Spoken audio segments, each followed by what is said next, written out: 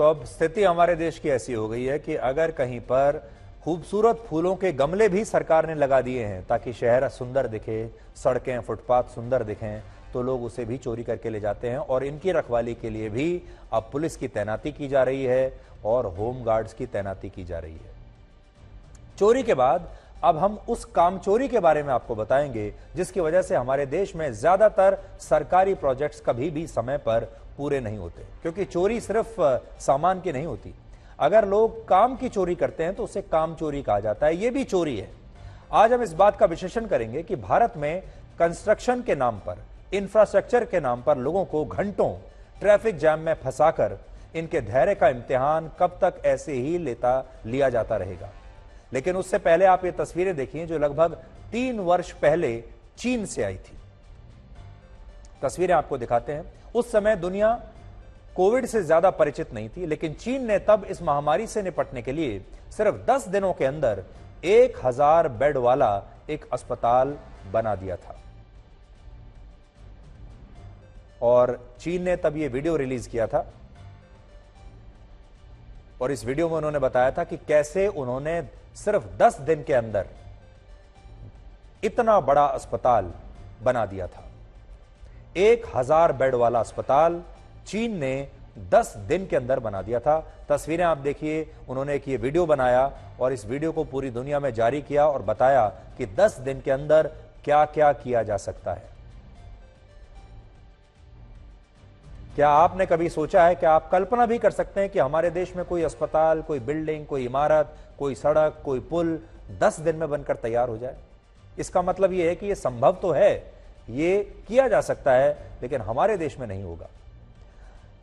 अब हमारे देश की राजधानी दिल्ली की तस्वीरें देखिए, जहां पिछले लगभग 2.5 साल से सिर्फ 1.5 किलोमीटर लंबे एक फ्लाईओवर को बनाने का काम चल रहा है, लेकिन यह प्रोजेक्ट अब तक पूरा नहीं हो पाया और इसके उद्घाटन की दूसरी डेडलाइन भी अब मिस हो गई। दिल्ली को नोएडा से जोड़ने वाला यह फ्लाईओवर जिस इलाके से शुरू होता है उस इलाके का नाम है आश्रम।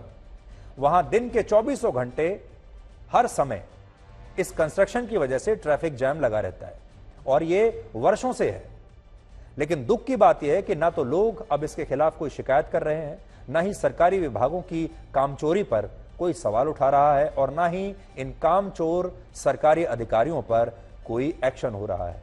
चीन, जापान, अमेरिका, जर्मनी और यहां तक कि श्रीलंका जैसे देश में भी 1.5 किलोमीटर का फ्लाईओवर औसतन 6 से 9 महीने में बनकर तैयार हो जाता है, लेकिन दिल्ली का यह फ्लाईओवर पिछले 2 साल और 8 महीने में भी बनकर तैयार नहीं हो पाया और अब इसके उद्घाटन की दूसरी डेडलाइन भी मिस हो चुकी है।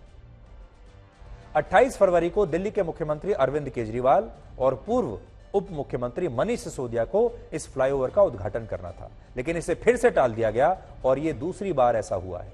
इससे पहले 15 फरवरी को भी इस प्रोजेक्ट के पूरे होने की डेडलाइन आगे बढ़ा दी गई थी। 128 करोड़ रुपए की लागत से तैयार होने वाला यह फ्लाईओवर दिल्ली सरकार के पीडब्ल्यूडी विभाग द्वारा बनाया जा रहा है। हैरानी की बात यह है कि इस मामले में जिन सरकारी अफसरों की वजह से यह प्रोजेक्ट लेट हुआ उनकी कोई जवाबदेही तय नहीं हुई और यहां बात सिर्फ इस अकेले प्रोजेक्ट की नहीं है जो 2 साल और 8 महीने से लगभग आप समझ लीजिए अब तो 3 वर्ष होने को आए और 3 वर्ष में इसकी न जाने एक के बाद एक कितनी डेडलाइंस मिस होती चली गई। पहले एक डेडलाइन दी जाती है, फिर ये उसको मिस करते हैं, फिर कहते हैं 4 महीने का समय और दीजिए, फिर 4 महीने और आ जाते हैं, फिर एक और डेडलाइन होती है। आपने दिल्ली के प्रगति मैदान के बारे में भी जरूर सुना होगा। इस इलाके में भी एक ट्रांजिट कॉरिडोर के तहत अलग अलग अंडरपास बनाए जा रहे हैं, जिनमें एक अंडरपास का काम 28 फरवरी तक पूरा हो जाना था, लेकिन अब इस तारीख को भी आगे बढ़ा दिया गया है और ये वाला जो प्रोजेक्ट है ये केंद्र सरकार और दिल्ली सरकार दोनों का एक जॉइंट प्रोजेक्ट है। प्रगति मैदान के आसपास ये सारा निर्माण कार्य इसलिए शुरू हुआ ताकि G20 समिट और उससे पहले होने वाली बैठकों के लिए बेहतर सड़कें बनाई जा सके। लेकिन आज से G20 देशों के विदेश मंत्री दिल्ली में पहुंच चुके हैं। कल G20 के विदेश मंत्रियों की बैठक दिल्ली में होने वाली है और यह अंडरपास जिसे G20 के लिए ही खास तौर पर बनाया जा रहा था, ये अब भी बनकर तैयार नहीं हुआ है। और इससे भी बड़ी बात यह कि इस देरी की वजह से आम लोग सबसे ज्यादा परेशान हो रहे हैं और जो माता पिता अपने बच्चों को आजकल दिल्ली में सुबह सुबह बोर्ड के इम्तिहान के एग्जाम सेंटर्स पर छोड़ने जाते हैं, या उन्हें लेने के लिए जाते हैं, उनके लिए तो एक बहुत बड़ी समस्या खड़ी हो चुकी है। आजकल जैसा आप जानते हैं बोर्ड के इम्तिहान चल रहे हैं और बड़ी संख्या में जो माता पिता हैं वो अपने बच्चों को एग्जामिनेशन सेंटर पर लेकर जाते हैं सुबह सुबह बोर्ड का एग्जाम दिलाने के लिए। और दिल्ली की हालत इस समय ऐसी हो गई है कि आप कहीं भी समय पर पहुंच नहीं सकते। और बहुत बड़ी संख्या में जो पेरेंट्स हैं उन्होंने हमसे ये कहा कि आप कुछ करिए ताकि हमारे बच्चे समय पर एग्जामिनेशन सेंटर पहुंच सकें।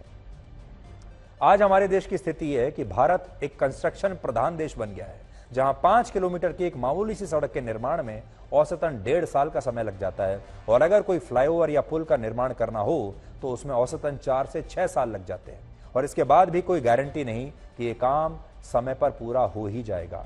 और इस कंस्ट्रक्शन की वजह से वर्षों तक भारत के जो शहरों के लोग हैं या जहां भी ये कंस्ट्रक्शन का काम चल रहा होता है वो जैम्स में फंसे रहते हैं। आज दिल्ली में हर 10 में से 9 एम्बुलेंस ट्रैफिक जैम में फंसने की वजह से अस्पताल समय पर नहीं पहुंच पाती। हर 10 में से 9 एम्बुलेंस। इसी तरह हर 10 में से 6 लोग ट्रैफिक जैम में फंसने से अपने दफ्तर पहुंचने में लेट होते हैं। काम का कितना नुकसान होता है। दिल्ली में हर व्यक्ति पूरे साल में 7 दिन केवल ट्रैफिक जैम में बिता देता है, यानी जो समय वो पूरे ट्रैफिक जैम में बिता रहा है वो 7 दिनों के बराबर है। एक सर्वे में दिल्ली के 66% लोगों ने माना था कि जब किसी अंडरपास या फ्लाईओवर के निर्माण के लिए किसी सड़क को बंद कर दिया जाता है तो वो उसी दिन से ये मान लेते हैं कि अब 4-5 साल के लिए ये सड़क खुलने वाली नहीं है। इसलिए ये लोग या तो अपना रास्ता ही बदल लेते हैं या कुछ मामलों में लोगों ने अपनी नौकरियां तक बदल ली हैं। यानी लोग भी अब ये समझ चुके हैं कि अगर उन्होंने इन प्रोजेक्ट्स के पूरे होने का इंतजार किया तो वो जीवन में केवल इंतजार ही करते रह जाएंगे। 1992 में एक बड़ी मशहूर फिल्म आई थी जिसका नाम था जो जीता वही सिकंदर। अगर आज ये फिल्म आई होती तो इसका नाम शायद रखा जाता जो ट्रैफिक जैम से बच गया वही सिकंदर। क्योंकि आज दिल्ली में लोगों को अपने घर से बाहर निकलते ही जो पहली चीज सामने मिलती है वो है ट्रैफिक जैम।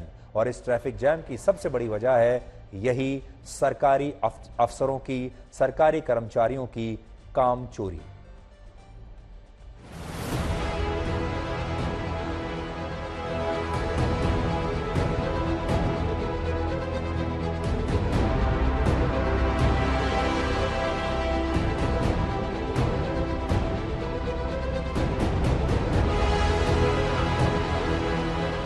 वो 3-4 दिन में वो तो उसमें कुछ है, वो डिप्टी सीएम की वजह से नहीं रुका। वो आज वो दौरा भी करने गए थे। वो नहीं, मैं बता देता हूँ, मैंने आज ही पूछा था तो वो बता रहे हैं उसमें कुछ छोटे मोटे है। मंडे को शायद उसका इनॉग्रेशन होगा।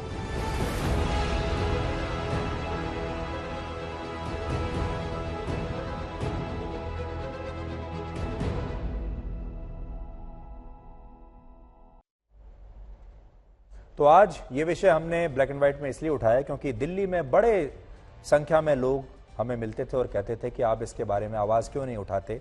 दिल्ली के लोग परेशान हो रहे हैं, वर्षों से परेशान हो रहे हैं। और सिर्फ दिल्ली की बात नहीं है, अगर आप किसी भी बड़े मेट्रो शहर में रहते हैं, चाहे आप कोलकाता में रहते हो, बेंगलुरु में रहते हो, मुंबई में रहते हो, पूरे शहर एक के बाद एक खुदे पड़े हैं इंफ्रास्ट्रक्चर के नाम पर, मरम्मत के नाम पर, नई सड़कों और पुलों के नाम पर। और ये ऐसे पुल हैं, ये ऐसी सड़कें हैं जो कभी पूरा होने का नाम ही नहीं लेती। और हमारी जो जनता है वो इस स्थिति में है कि सरकारी अधिकारी, सरकारी कर्मचारी एक के बाद एक डेडलाइन मिस करते चले जाते हैं, लेकिन उनसे कोई सवाल तक नहीं पूछ सकता कि ये क्यों हो रहा है और लाखों करोड़ों की संख्या में लोग क्यों इसकी वजह से परेशान हो रहे हैं। इसलिए आज हम आपसे ये कहना चाहते हैं कि अगर आपके शहर में भी इस तरह का कोई प्रोजेक्ट है जो अपनी डेडलाइन मिस करता जा रहा है, लटकता जा रहा है सालों साल, तो आपको इसके बारे में आवाज़ उठानी चाहिए। आपको अपनी सरकार पर दबाव डालना चाहिए। और आज आपके सामने जो सबसे बड़ी आपकी ताकत है वो है सोशल मीडिया। हम जानते हैं सरकारी कर्मचारी आपको कभी नहीं मिलेंगे, ये सरकारी अधिकारी कभी आपको अपने दफ्तर में मिलने का मौका ही नहीं देंगे। तो आप इनकी शिकायत किससे करेंगे? क्योंकि सारे लोग मिले हुए हैं। अरविंद केजरीवाल खुद ही पहले कहते थे सब मिले हुए हैं जी, तो ये सही बात है, ये सब मिले हुए हैं। लेकिन अब आप ये कर सकते हैं कि आप जब भी इस तरह की कोई सड़क देखें, जब भी कोई इस तरह का कोई आप प्रोजेक्ट देखें जो समय पर पूरा नहीं हो रहा है और आपको लगता है कि इसमें जो सरकारी कर्मचारी हैं वो काम चोरी कर रहे हैं, तो आप सोशल मीडिया पर उसके बारे में ज़रूर डालिए। उनके मंत्रियों को टैग कीजिए, उनके मंत्रालयों को टैग कीजिए, मुख्यमंत्री को टैग कीजिए और लगातार करते जाइए जब तक कि इन लोगों की नींद ना टूटे। इसलिए ये सिर्फ दिल्ली के दर्शकों के लिए नहीं, बल्कि पूरे भारत में जितने भी दर्शक हमें जो देख रहे हैं, जो इस तरह के सरकारी काम से परेशान है, इस चोरी से परेशान है, काम चोरी से, उन्हें ये काम अब जरूर करना चाहिए। अगर आपको कोई आंदोलन करना ही है, आपको कोई धरना प्रदर्शन करना ही है, अगर आपको कोई भारत बंद करना ही है, बाजार बंद करवाने ही है, तो इन मुद्दों पर करवाइए।